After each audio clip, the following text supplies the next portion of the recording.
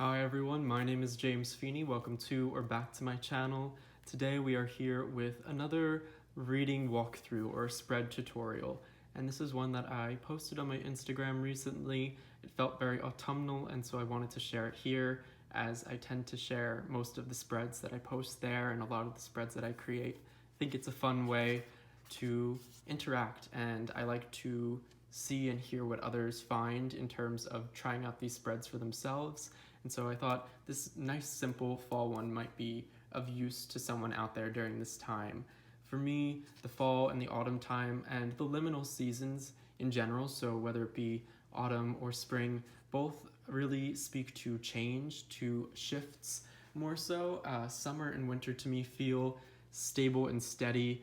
Fall and spring they feel mutable, they feel changeable, and so in many ways I look to those seasons to make changes and to check in with myself. And so even if you're in the southern hemisphere and you are very much in the springtime, I still invite you to try out the spread. I think that the name I just chose really to go along with the autumn themes, but as far as changes go, I think that this is great for pretty much any season, but I was just feeling very autumnal. So this is the falling leaves spread, and I'm going to recreate the version that I did when I did the spread for myself, so it's going to be the same exact cards, and I'm going to take you through my findings, but of course also the spread positions and how all of that works so that you might do this at home and follow along.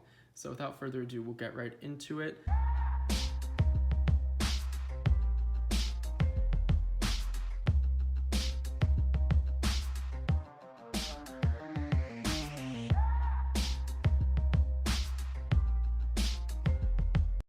So, of course, this is the falling leaves spread, and it's meant to feel like leaves descending to the ground and there being a change or a shift in some way. And again, I've said this before, but the shape of a spread to me is very important and it's symbolic. So if you can have the shape of a spread mirror what it is you're hoping to gain from it, or speak to something larger or other than, then I think you're adding a layer there. So the idea of the cards trickling down in a way that is changing, is shifting, is very important for me in this spread.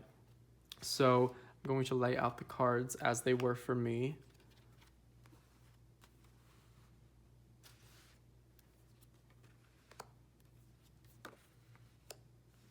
Trying to get all of these in frame, or at least doing my best. All right, so for our first spread position, we have, what do I need to release for my own benefit? So this is a card, of course, about release, about letting go, things that don't serve us any longer. So sometimes those things are in disguise. I think sometimes the things we need to release are the things we're holding on to the tightest.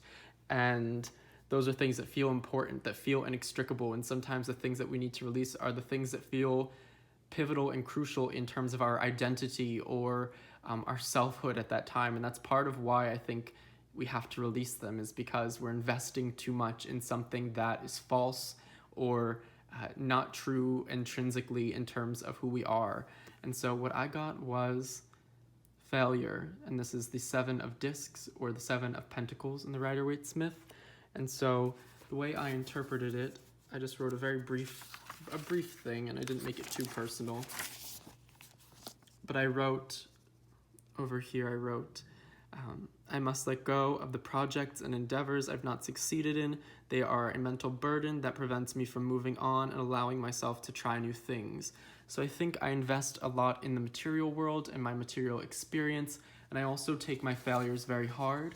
And I think that I will sometimes hang on to things that are either unfinished or that I know I can't complete or that I don't have an interest in pursuing anymore. And so I don't have the space, the time, the energy to pursue things that are more fitting and true to who I am.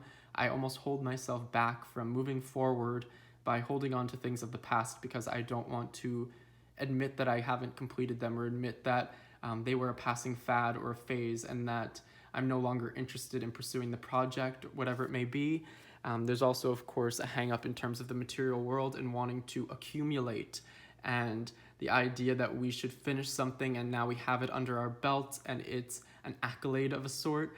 And so I think what I need to do is let go of that, and also to stop investing so much of my identity and my personality and my worth in what that represents. And so a big thing for me this fall, I think, is going to be detaching myself from this a bit and being kinder and easier on myself. And I think that this is a reflection on my material world as well, and releasing, maybe living a bit more minimally, and also feeling less, I guess, tied to those societal values of accomplishment and productivity.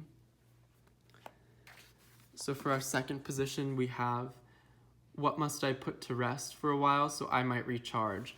So this is something that might be worn out. This is something that needs revamping, rethinking. It needs a rest. So this is not something we're getting rid of. It's something that's very nice and important and wonderful about who we are and something that we have, but it's being overworked. It's almost distorted in a way because we've driven it to a certain point, or we've overused it or abused it in terms of ourselves.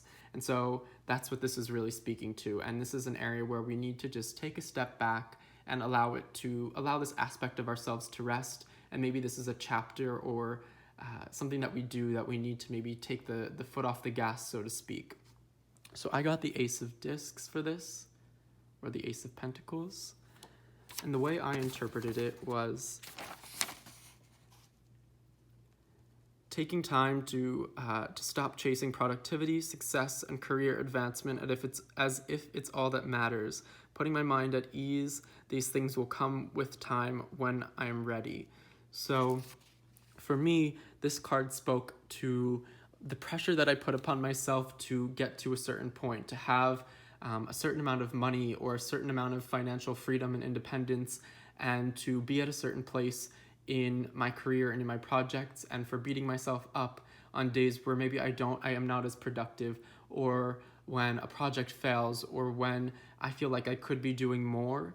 I think that this is a need for me to be kinder, to reflect more on my relationship with the material world, not just on the actual items, but how I navigate in terms of what I need to survive, and how I go about accumulating or navigating the world of resources, and how I place importance on certain things, and the way that I treat myself in relation to these things. And so for me, this is really about taking a breath, maybe taking a few deep breaths, and realizing that not everything is make or break. It's not all black and white. Not every decision is going to tear me down or build me up.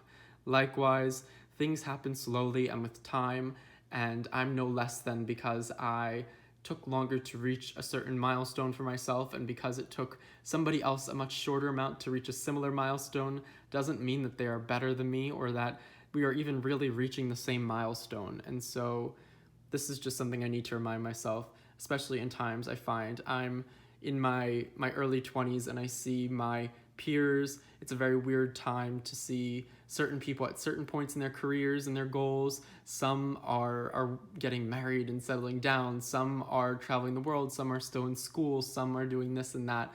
And so I do find myself comparing in an unhealthy way, and I really shouldn't. So taking what this represents and putting it to rest for a while. Moving on to our third position, we have over here, which of my leaves is shining most brightly right now? So this is something that speaks to something that's now coming into focus, where the new autumn light, so to speak, can illuminate the colors, the vibrancy of an aspect of the self that has previously gone unsung. So this is speaking to an aspect of the self that could be, that is now coming into focus, that is gaining some notoriety, deserves time in the limelight. We're putting one aspect of the self to rest, and that means that there's something else that might want to come to the forefront that we need to acknowledge in this time of change and shift. And I think it's a beautiful thing. And if you are doing this in the Southern Hemisphere and it is spring, this could almost be a card of growth. What is now budding in terms of you and your life? And yeah, in this spread, it's more of that bright leaf that's, I imagine, falling from the tree, and the sunlight hitting it in just the right way. And for me, that was the Aeon, which is the Judgment card in the Rider-Waite-Smith. And so the way I interpreted this was, I'm being reborn and reinventing myself.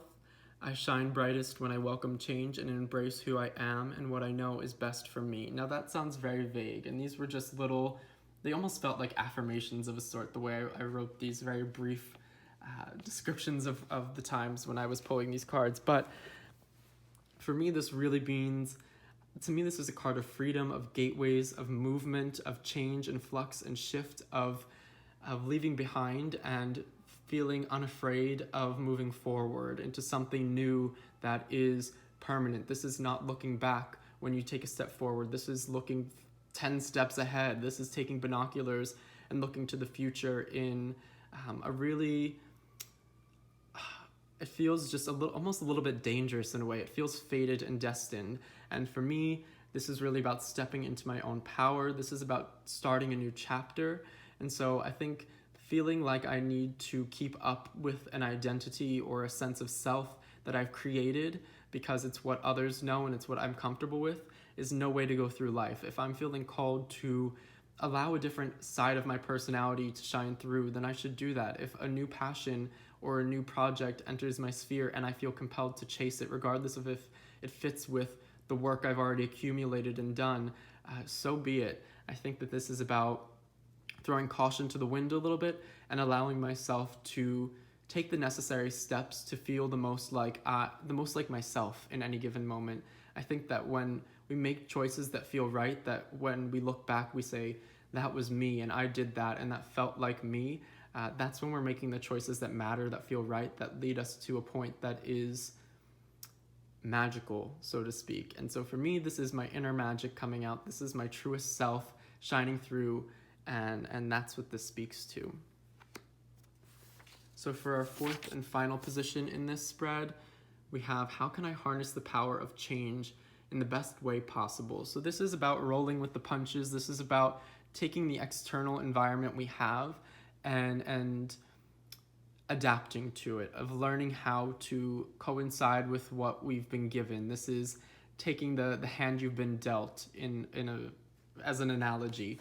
And so how do we best use that? Of course, we don't want to resist. We don't want to fight. We want to take a resource that we have at our disposal and use it effectively and efficiently. So the card I got here was the Tower.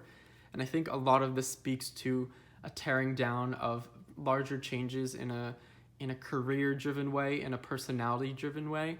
And so we have the Tower here. And for me, this speaks to tearing down of previous conceptions I have of myself and my world, of worldviews that I think aren't well suited to what it is that I need to accomplish. So they're counterintuitive to where I'd like to see myself.